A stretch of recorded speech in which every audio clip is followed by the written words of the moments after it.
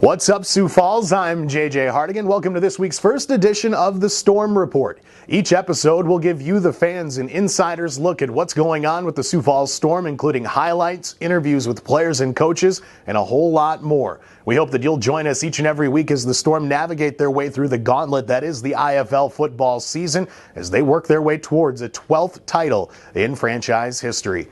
Well, the Sioux Falls Storm started out with a 2-0 record in 2022, but 3 straight losses put Coach Curtis Riggs and his coaching staff back at the drawing board as they got ready for this Week 7 matchup against the Bay Area Panthers.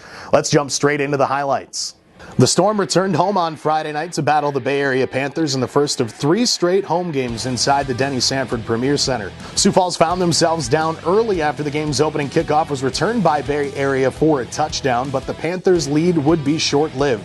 New starting quarterback Dalton Sneed found wide receiver Khalik Muhammad on this 16-yard strike to give Sioux Falls a 7-6 advantage. Running back Nate Chavis pushed the lead to 14-6 with his 7-yard touchdown run late in the first quarter. And Chavis found the end zone again midway through the second on this 2-yard run to give Sioux Falls a 21-12 advantage. Things got interesting, though, late in the final minute of the first half, with Bay Area scoring on this Corey Murphy touchdown pass to make it a 21-18 game with just 45 seconds left on the clock. That would be more than enough time, though, for Dalton Sneed, who connected on this 34-yard touchdown lightning bolt to teammate Carlos Thompson.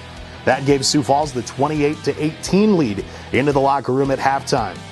Chavis would score his 3rd touchdown of the day midway through the 3rd quarter to give Sioux Falls a 35-18 lead, and he found the end zone for a season-high 4th time in the 4th quarter to push the Sioux Falls lead to 49-27.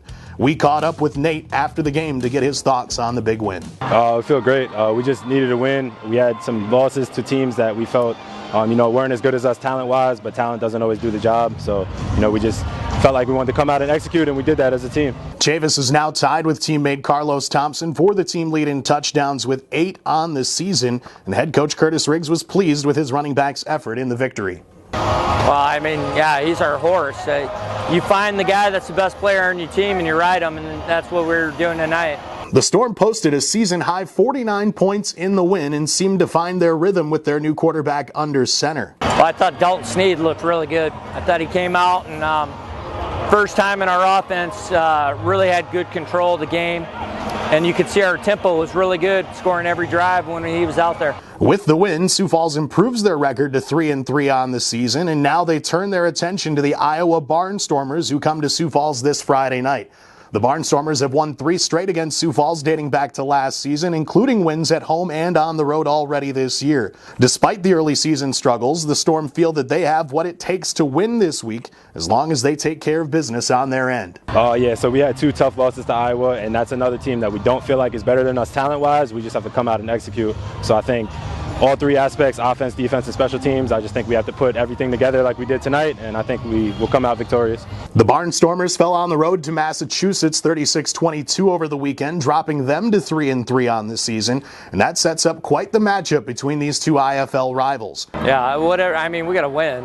We got to win. We haven't beat them in a while. I can't remember ever losing such hard games like we have with them. And first thing is we just can't turn the ball over. We have been an offensive turnover machine against them.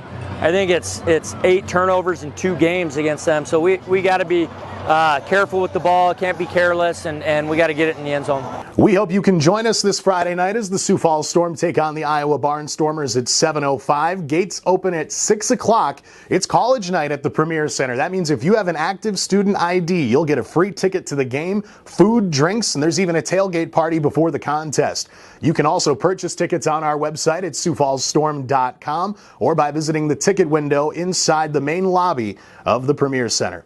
That does it for this week's edition of the Storm Report. We hope you can join us each and every week as we recap all the wins and highlights from the Storm season here in 2022. Be sure to visit us on Facebook, TikTok, Twitter, all the social media sites to get your insider information as the week goes on. That wraps it up for now. I'm JJ Hartigan. Thanks again for joining us on the Storm Report. We'll see you on Friday night.